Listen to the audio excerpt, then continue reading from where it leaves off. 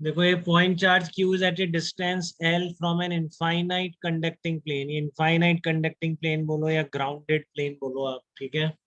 तो find out work of electric force acting on the charge Q done upon its slow removal to a very large distance from the plane, ठीक है। तो इसको आपको very large distance तक ले जाने में work done by electric force. तो इलेक्ट्रिक फोर्स कहाँ से आएगा? इस पर जो चार्ज, देखो बेसिकली रियल फिजिकल सिचुएशन ये है कि इसकी क्यू की वजह से इस पर नेगेटिव चार्ज इंड्यूस होगा। ग्राउंडेड है तो पॉजिटिव चार्ज सारा ग्राउंड में ही चला जाए, ठीक है।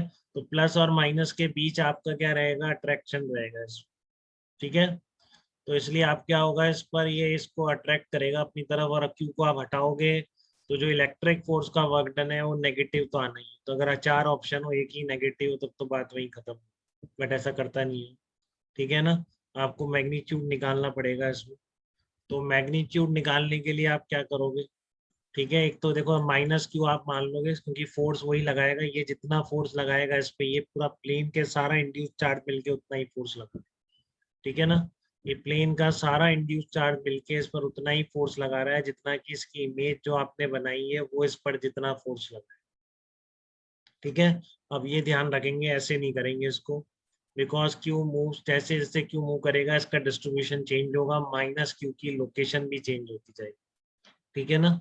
माइनस क्यू की लोकेशन भी चेंज होती जाएगी, तो ये वाला चीज वर्क नहीं करेगी। आपको इस पर इस प्लेन का फोर्स लिख के उसको इंटीग्रेट करेंगे तभी आंसर सही आए, ठीक है। तो मान लो अभी किसी स्टेज पर एक्स डिस्टेंस पर है, तो आपको पता है इसकी इमेज भी यहाँ पर एक्स डिस्टेंस पर बनेगी, अपोजिट डायरेक्शन, ठीक है ना। ये इमेज भी आपकी एक्स डिस्टेंस पर बनेगी। तो ये फोर्स कितना आ गया इसमें? K Q square upon 2x square आ जाएगा, K Q square upon 4x square हो जाएगा मैग्नीट्यूड, ठीक है। तो कितना हो गया आपका? dx डिस्प्लेसमेंट के लिए कितना वर्क करना पड़ेगा? dx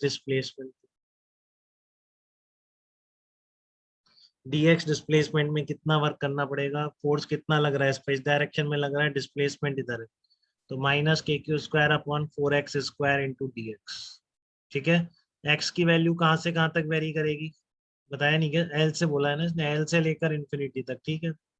कुछ है नहीं, आपको वेरिएबल फोर्स का वर्क आता है तो बस आपको पता है कि एक्स होगा तो इमेज भी एक्स पे ही बनेगी, कहीं भी एक्स हो तो इस पर फोर्स किसी भी एक्स पर ये लग रहा है। तो एक्स की वैल्यू एल से लेकर इन्फिनिटी तक चेंज हो रही है, तो प्रॉपर वर्क ही लिखना पड़ेगा। कितना आ गया इंटीग्रेट करने के बाद? Minus Q square upon 16 pi epsilon not, L निकल के आ जाए। देख लीजिए किसी को दिक्कत तो नहीं है इसमें? Minus Q square upon 16 pi epsilon not into L निकल के आ जाए। बताइए बेटा, एकदम क्लियर है? किसी तरह का डाउट तो नहीं है? अगर आपको कॉम्प्रिहेंशन में दे दे एडवांस में और इस तरह का कोई क्वेश्चन पुट अप कर दे तो आप ध्यान रखेंगे, जैसे एक ये था कि सिग्मा अपॉन एप्सिलॉन नॉट, ये सारे इरोडो की ये लाइन से, ठीक है ना। लेकिन वही है कि ये पूछ लेता है कभी कभी उसमें से क्वेश्चंस, तो इसलिए सारे ही करा दिए मैंने जितने थे उस, और नहीं है उस, ठीक है ना। सर इतने। हाँ बताइए। सर ये dx जो है ये भी तो 2dx आना चाहिए ना। मैं क्या बोल रहा हूँ, क्यों 2 dx क्यों आना चाहिए बता? ये इसको डिस्टर्ब कर रहे हैं बस, इस पे वर्क लिखना है। इस पर फोर्स ही है, डिस्प्लेसमेंट इसका dx मान लिया, बताओ तू कहाँ से 2 dx कहाँ से है? सर लेकिन हाँ बता।